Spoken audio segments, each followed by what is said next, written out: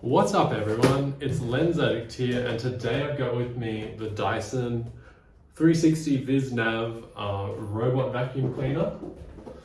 And what we're going to do is we're going to unbox it and have a quick look at how it is compared to the Roomba i7. There'll be a full review coming after this video, so let's get started. You can see the sides. It's got all the different angles of the robot. Pretty cool to see the cyclone in there. Anyway, let's cut it open, and quite a large box, this one. Very heavy. It weighs like 7-8 kilos. It's pretty heavy. Yeah, let's open the box and we'll look inside. So the box kind of opens like, looks like it flips up. So the box kind of looks like this. I assume this is the dock where it goes to charge, so let's have a quick look at that. Oops. It's not supposed to break, but oh well. And this is the dock.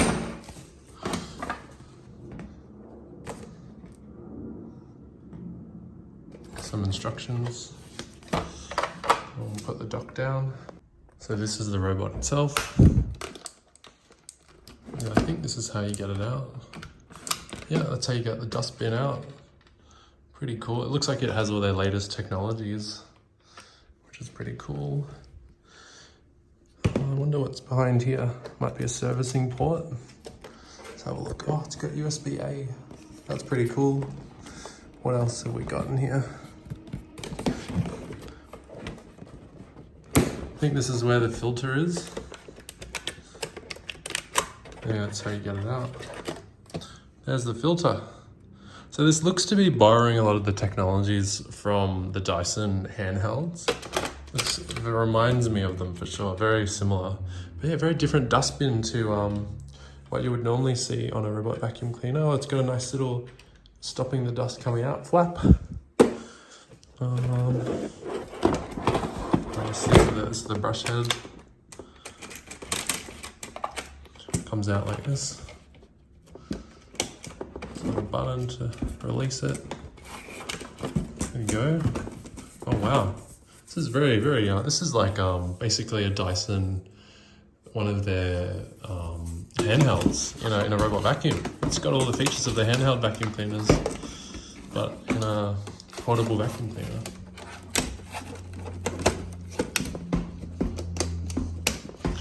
Well, that's the thing that pops out to clean the side. I don't know if you're supposed to do that, but I think that's how it works. Hope I'm not breaking it. Don't think it likes being manually extended. Let's see what else. Wow, those wheels have a lot of room to extend on them. Guess it remains to be seen what they're like when you actually use them. It's also got a laser in it, class 1 laser. Some sensors on the front. Also got the charger. This also looks like the charger for the Dyson handhelds. Very similar design. How it comes out of this, oh there we go, it comes out, there we go. Yeah, very similar. It's basically like a Dyson handheld, but quite beefy. This is a big charger. 26 volts at 2.4 amps. Wow, it's a lot of electricity for a robot vacuum. A lot more than the Roomba. Got a big battery in it, I reckon. Well, I guess we'll plug it in. And let's just plug it in to get it charging. It might be flat from the factory. We'll worry about the cable management later. All right, that goes in there. There's a light on the back. Don't know what that's for, but let's put this on the charger.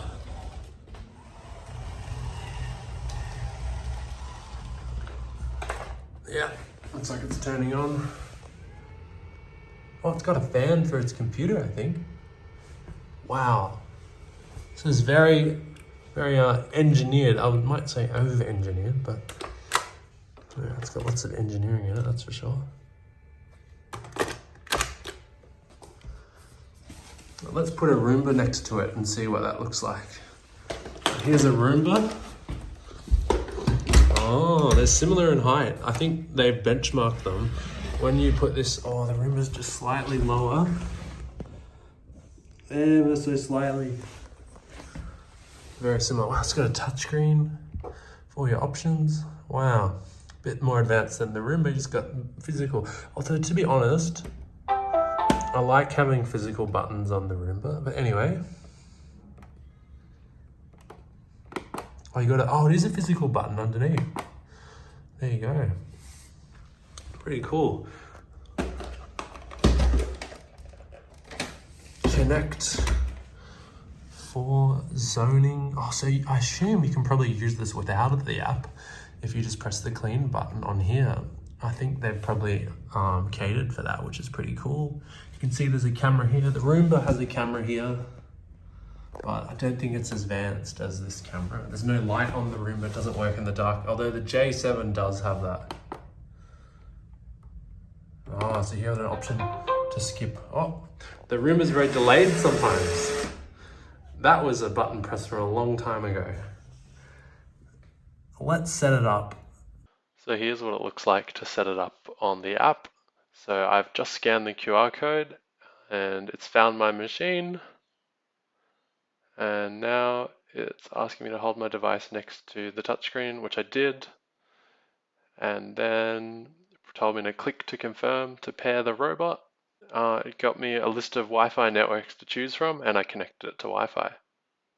So I've sped up this part. It took about 2 minutes to connect, but this is sped up, and yeah, it'll just say it's connected straight away, which took a bit longer, but yeah, now it's set up, and I tapped on continue, very late. And now I'm setting it up. I didn't actually buy it on the 29th, but I said the 29th because I want warranty for longer. And yeah, then it got an update. So I'll show you what the update part looks like when the robot gets an update. So out of the box, it's got an update and it looks like it's updating. So while that updates, let's have a look at what else is in the box. So we also got regulatory book, safety information. Wow, it's like a dictionary. A lot of pages. You can tell the legal teams had a great time creating this one. Do not use at altitudes above 2760 meters. Very specific. I wonder what that correlates to. Anyway, 2-year warranty, pretty cool. So this is what I was missing. So this, I believe, goes on the back of the dock, and that's to show it where it needs to charge. So I've forgotten to put that on.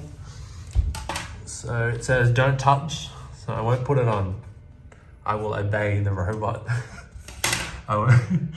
But yeah, maybe once it's finished updating, we'll, you know what? I reckon we can sneak it on. We'll put it there for now. That's what I think it's supposed to kind of latch on the back. But yeah, it's doing an update. Pretty cool.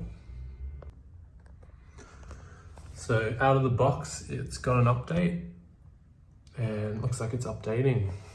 So while that updates, let's have a look at what else is in the box. While it was updating, I had a little look through what you can do in the app. So it looks like it supports scheduling, and I don't know if you can clean specific rooms. I haven't done a room scan yet, but when I do, I'll update this with a little bit more info. I'll do another video.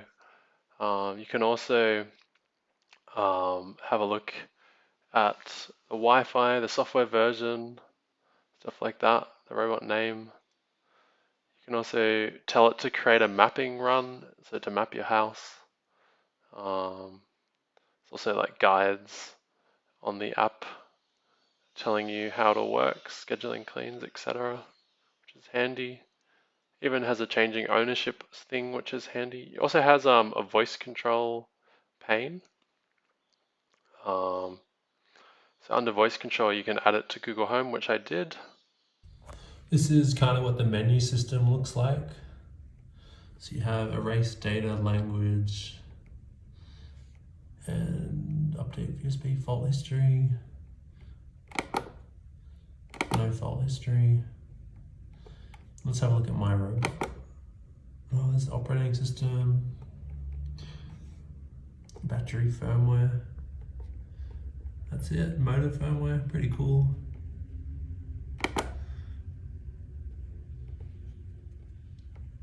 Oh, you can choose the different motors.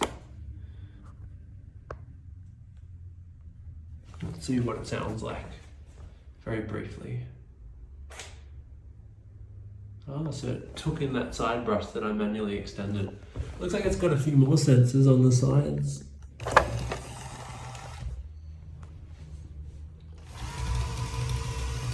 It's got a timer.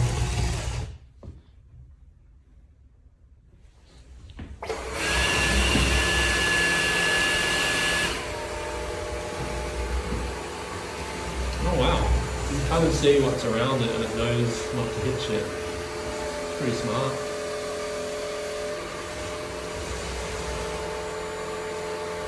I wonder if it can tell. Oh, it's got a bumper, yeah. So there's a bumper in here that can sense what it's fixing.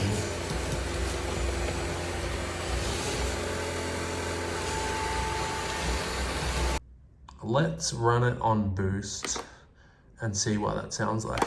I've heard it's very loud. Restrictions off. What does that mean? I don't know. Let's see what boost sounds like.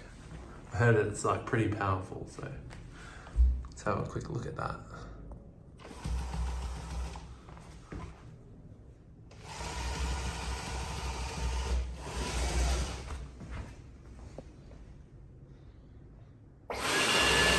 Oh, it sounds just like the Dysons, the cordless ones.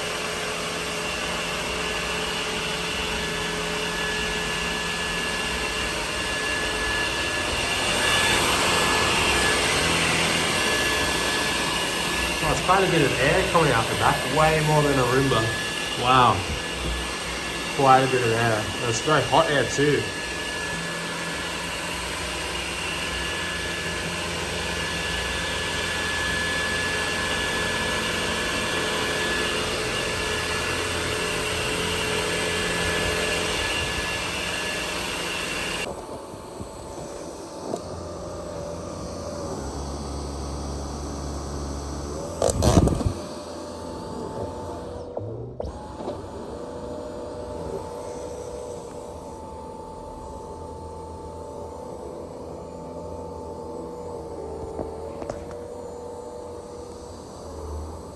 Hope you enjoyed that quick preview of the Dyson 360 Vis Nav. Ask questions below in the comments and I will do my best to address them. Keen to answer any questions you might have. I'm going to do a follow-up video where I do more of a review and a bit of a comparison to the Roomba i7. So far, my very first thoughts is that it's lacking a lot of the features that the Roomba has, such as turning the lights off so it's not bright all the time. There's a lot of things that could be added through software though. But it has some pretty cool features, like the Roomba i7 doesn't have different drive modes. It's just clean, vacuum or not, whereas this Dyson's got quiet, standard, boost, and then auto, and it uses like a dust detection sensor to determine how much dust is coming in. The Roomba has some kind of a similar thing with a microphone, but I don't think it's as advanced as the Dyson. But yeah, it looks good. Keen to do a proper review and comparison. See you guys in the next video. Lens Addict out.